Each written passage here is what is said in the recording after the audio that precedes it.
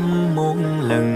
Nhà anh miền Tây thẳng cánh cò bay, bà con dễ thương vô cùng. Mùi men tình quê chưa uống mà say.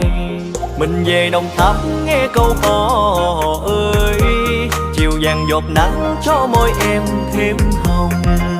Cầu kè lắc léo quê hương anh miền Tây, dù nghèo mà vui em nào thương thì về đây. Tình mình xuyên qua bao mây.